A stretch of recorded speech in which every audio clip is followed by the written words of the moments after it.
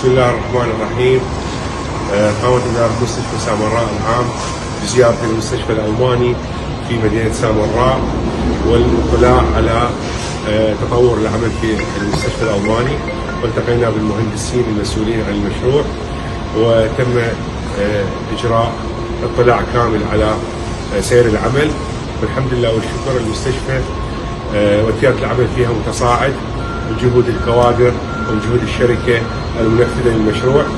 ومن هنا نتقدم بالشكر الجزيل إلى دولة رئيس الوزراء بدعمه اللامحدود إلى مدينة سامراء، وكذلك الشكر موصول لمعالي السيد وزير الصحة والسيد المدير العام المحترم، وكذلك السيد المحافظ والمحافظة جميعا.